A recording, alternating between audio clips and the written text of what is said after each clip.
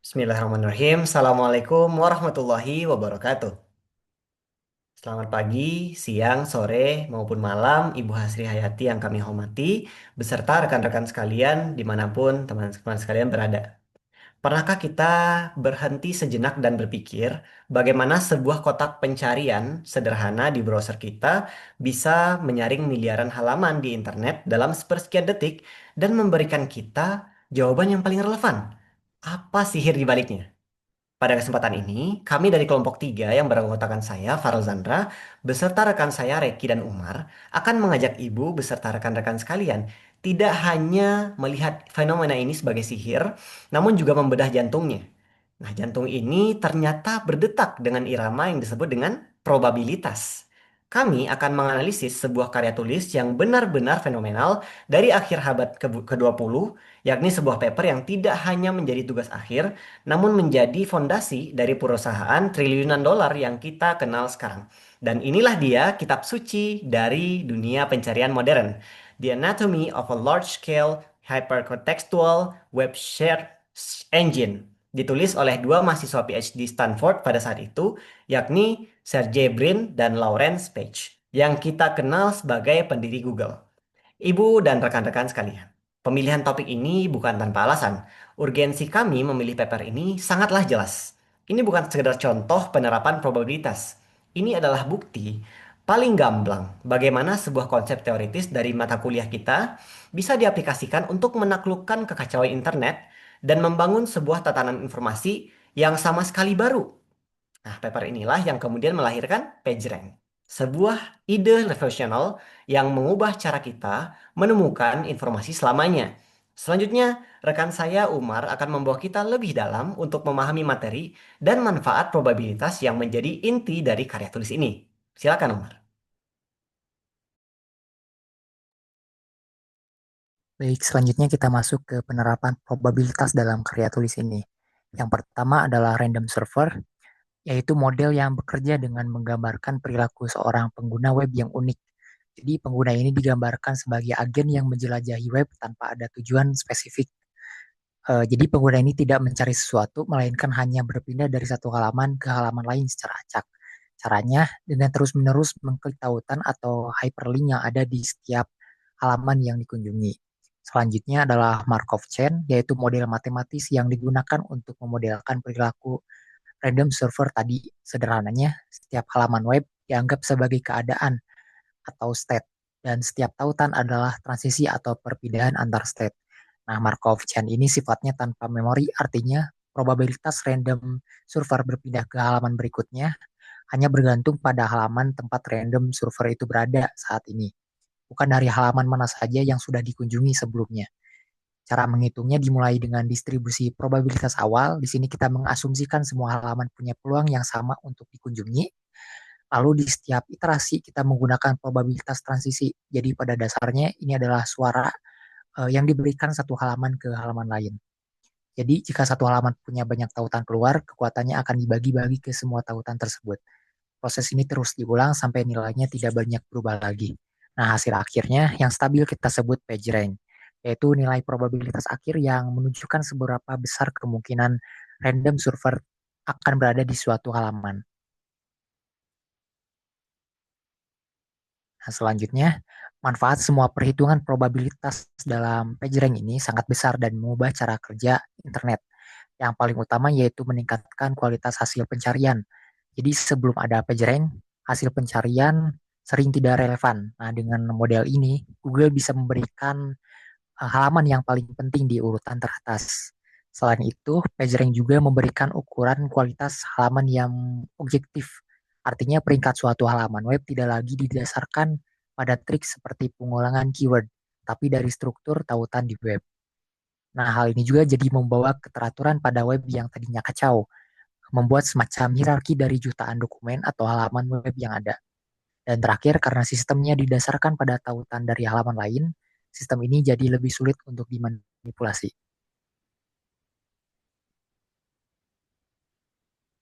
Baik, selanjutnya kita akan mencoba untuk memetakan bagaimana konsep dari pageling ini dan juga formula-formula yang digunakannya. Dimulai dari distribusi probabilitas awal, Yang mana sebagaimana yang disebutkan oleh Bang Umay tadi bahwa memang model PJK ini dimulai dengan sebuah asumsi dasar yang disebut random server atau peselancar acak. Kita coba bayangkan aja misalkan seorang pengguna yang dia menjelajahi sebuah halaman web yang memang dia dipilih secara acak gitu. Jadi sebelum kita menganalisis strukturnya secara keseluruhan, struktur tautannya, kita akan mengasumsikan bahwa setiap halaman di seluruh web itu memiliki peluang atau memiliki kemungkinan yang sama untuk menjadi titik awal bagi peselancar tadi.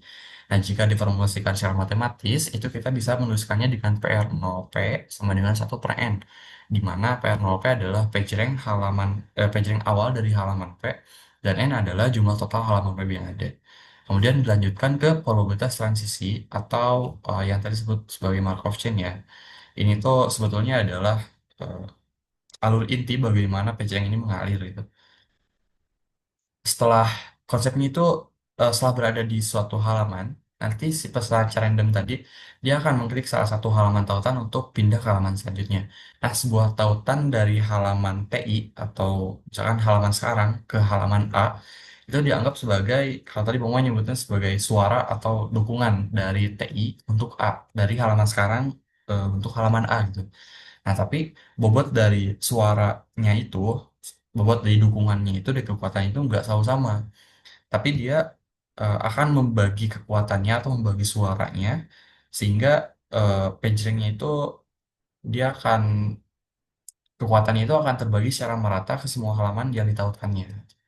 Nah, kalau kita formulasikan, bisa ditulis sebagai PRTI dibagi CTI, di mana PRTI adalah PageRank halaman dari halaman yang memberikan tautan, yang memberikan dukungan, dan CTI adalah jumlah total tautan yang keluar dari halaman tersebut.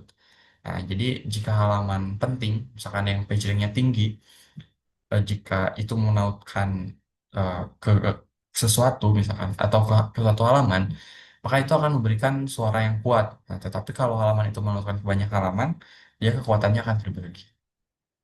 Kemudian yang selanjutnya adalah yang terakhir adalah PageRank.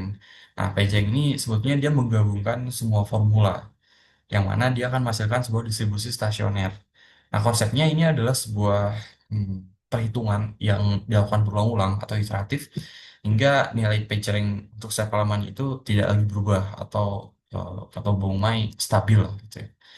Nah, formulanya itu bisa dituliskan PRA sama dengan 1 min D per N ditambah D dikalikan dengan jumlah dari total semua suara probabilitas transisi yang diterima halaman A dari semua halaman yang menautkannya.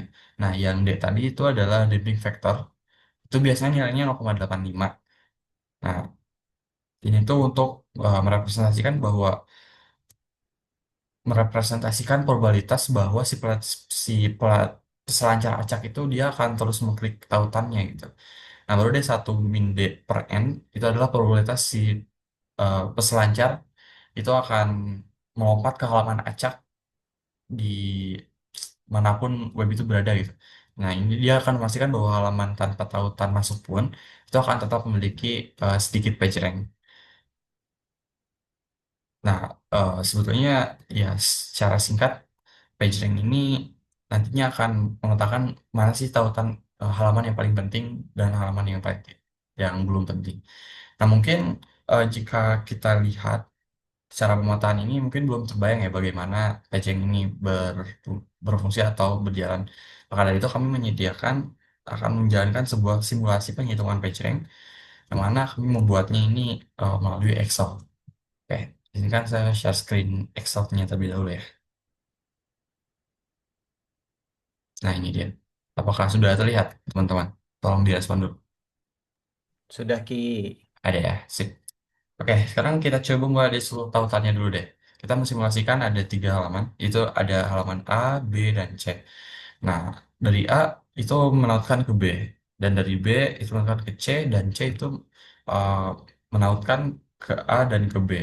Jadi halaman A dia menerima tautan dari halaman C.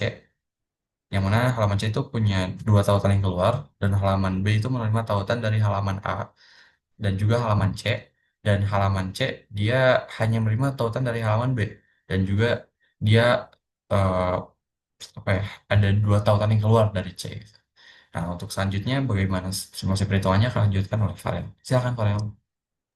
Baik, terima kasih Reki. Ya, baik Ibu dan rekan-rekan sekalian. Sebelum kita masuk ke perhitungan iteratif yang akan dijelaskan oleh Umar nantinya, mari kita bedah tiga komponen krusial yang menjadi modal awal kita. Melanjutkan pembahasan Reki sebelumnya.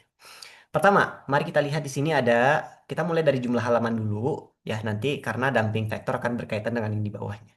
Jumlah halaman dalam simulasi ini kami menggunakan 3 halaman. Kenapa 3? Karena ini merupakan penyederhanaan dari miliaran halaman di internet yang ada saat ini. Pasti banyak banget gitu. Nah, tujuannya untuk menciptakan sebuah micro universe atau model web mini yang terkontrol dengan 3 halaman.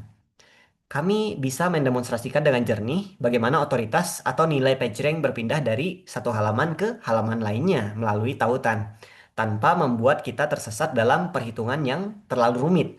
Karena kalau menggunakan banyak pasti akan sangat rumit. Ini merupakan esensi dari sebuah simulasi, yakni menyederhanakan kompleksitas untuk memahami prinsip dasarnya. Nah, baru lanjut yang kedua, di atasnya damping vektor atau D, ini kami tetapkan sebesar 0,85. Angka ini bisa kita bayangkan sebagai faktor kebosanan. Ya, tadi sudah dijelaskan juga sebagai eh, kasus seorang random server gitu ya. Nah, nilai 0,85 ini berarti probabilitas 85% pengguna akan lanjut mengklik tautan yang ada di halaman tersebut. Lalu kemana sisa 15%-nya? Nah, sisa 15%-nya itu 15%-nya itu membawa kita pada komponen ketiga, tuh yaitu yang di bawahnya probabilitas dasar yang dihitung dengan rumus 1 kurang D per N. Nah, mari kita bedah satu persatu. 1 kurang D itu merupakan sisa probabilitas 15% tadi. Yaitu ketika server ini merasa bosan dan memutuskan untuk tidak mengklik tautan, melainkan lompat ke halaman acak manapun di micro universe kita. Kemudian, probabilitas 15% ini kita bagi dengan N atau jumlah halaman yang tadi kita tetapkan sebanyak 3. Hasilnya, setiap halaman mendapatkan cipratan probabilitas dasar sebesar 5% atau 0,05. Nah, ini sangat penting, Ibu dan teman-teman sekalian, karena dengan adanya probabilitas dasar ini, kita memastikan tidak ada halaman yang nilainya itu nol, PageRank-nya gitu ya. Sekalipun sebuah halaman itu tidak punya tautan masuk sama sekali, ia akan tetap punya kesempatan untuk dikunjungi. Nah, yang terakhir, ini ada di bawahnya distribusi probabilitas awal atau iterasi nol ya. Jadi di titik awal ini kita mengasumsikan ketidaktahuan sempurna. Apa maksudnya? Maksudnya kita kan belum tahu nih halaman mana yang paling penting. Maka dari itu kita membagi probabilitas total secara merata ke seluruh halaman. Setiap halaman A, B, C itu mendapatkan nilai yang sama persis di awal. Jadi 0,33333 atau 1/3, 1/3 gitu. Dari titik awal ini kita akan biarkan keajaiban algoritma iteratif ini bekerja dan menunjukkan siapa yang paling berkuasa. Nah, untuk melihat bagaimana keajaiban iterasi ini berjalan, saya serahkan kepada rekan saya, Bang Umay, silakan. Baik, sekarang kita masuk ke perhitungan probabilitas transisi. Dimulai dari iterasi 1. Nah, di sini kita pertama kali menerapkan formula PageRank. Kita ambil halaman B sebagai contoh perhitungannya di iterasi 1. Eh, Pertama, ada komponen probabilitas dasar, yaitu 1 dikurangi damping faktor dibagi banyaknya halaman. Nah, dalam kasus kita nilainya sekitar 0,05. Kedua, kita lihat suara yang masuk ke halaman B. Halaman B ini menerima tautan dari halaman A dan halaman C. Jadi kita hitung suara dari A, nilai PageRank A dari iterasi 0 yaitu 0,33 dibagi jumlah tautan keluarnya. A hanya menautkan ke B, jadi dibagi 1. Lalu hitung suara dari C, nilai PageRank C dari iterasi 0 yaitu 0,333 dibagi jumlah tautan keluarnya. C menautkan ke A dan B, jadi dibagi 2. Nah, kedua suara ini kita jumlahkan, lalu dikalikan dengan damping faktor 0,85, dan terakhir ditambah dengan probabilitas dasar tadi. Nah, hasilnya nilai PageRank halaman B di iterasi 1 yaitu 0,475. Nah, proses ini kita lakukan juga untuk halaman A dan halaman C di iterasi 1. Lalu ulangi untuk setiap iterasi. Nilai dari iterasi 1 menjadi dasar untuk menghitung iterasi 2, nilai iterasi 2 untuk iterasi 3, dan seterusnya. Lalu Kita bisa hentikan di iterasi 10 karena perubahannya sudah sangat kecil. Jadi hasil akhirnya halaman B menjadi yang paling tinggi dengan nilai PageRank 0,39667. Halaman C di peringkat kedua dengan 0,3889113 dan halaman A di peringkat terakhir dengan nilai 0,214416. Oke, mantap. Ya, itu mudah-mudahan simulasi ini bisa menjadi gambaran bagaimana PageRank ini berjalan ya atau dihitung gitu. Selanjutnya kita akan kembali ke slide presentasi. Apakah sudah terlihat? Eh, udah, sudah Ki. Sudah ya? Oke. Sip. Sekarang kita akan mencoba untuk menginterpretasikan dari hasil perhitungan tadi. Jika kita lihat, halaman B itu menempati peringkat teratas ya, sebagai halaman yang paling penting dalam jaringan kecil kita, atau para menyebutnya micro universe tadi. Nah, alasannya adalah karena halaman B ini menjadi satu-satunya halaman yang menerima suara atau tautan dari dua sumber sekaligus, itu dari halaman A dan juga halaman C. Yang seiring berjalannya iterasi, halaman C juga menjadi halaman yang pageringnya cukup tinggi ya. Kemudian eh, di peringkat kedua itu adalah halaman C. Nah, halaman C ini dia mendapatkan keuntungan besar karena dia menerima satu tautan yang sangat berbobot gitu dari halaman B kan tadi. Nah, halaman C ini dia tetap gak bisa ungguli B karena ya kekuatan dari nilai pageringnya sendiri itu dia harus bagi dua ke halaman A dan juga ke halaman B. Dan untuk peringkat terakhir itu adalah halaman A. Kenapa dia terakhir? Karena halaman A ini dia hanya menerima satu sumber suara, yaitu dari halaman C. Terlebih kan halaman C itu membagi kekuatannya ke dua halaman itu, ke halaman B dan halaman A, sehingga ya porsi yang didapatkan halaman A itu cukup kecil. Nah, dari hasil sederhana ini, sebenarnya kita bisa menarik kesimpulan bahwa PageRank atau peringkat suatu halaman itu tidak hanya ditentukan oleh berapa banyak tautan yang diterima, tapi yang lebih penting adalah dari mana tautan itu berasal gitu. Itu layaknya kalau saya menganalogikan jika kita dapat dukungan dari banyak ratusan orang, tapi orang itu hanya rakyat biasa, itu akan kalah jika kita dapat dukungan dari seorang presiden seperti itu. Nah, mungkin untuk interpretasinya seperti itu dan selanjutnya kita akan masuk ke bagian kesimpulan. Silakan udah Farel. Baik, terima kasih Mas Reki, Ibu dan rekan-rekan sekalian. Jadi kita telah melakukan perjalanan singkat, mulai dari membedah karya tulis fundamental yang melahirkan Google, kemudian membuat simulasi sederhana di Excel, hingga melihat bagaimana probabilitas secara iteratif memberi peringkat pada halaman web. Jadi apa kesimpulan besar dari semua ini? Ya, di sini ada 3 poin. Yang pertama sumber fundamentalnya tadi adalah karya tulis fundamental oleh Sergey Brin dan Lawrence Page yang memperkenalkan PageRank sebagai sebuah model probabilitas canggih berdasarkan konsep random solver dan rantai Markov.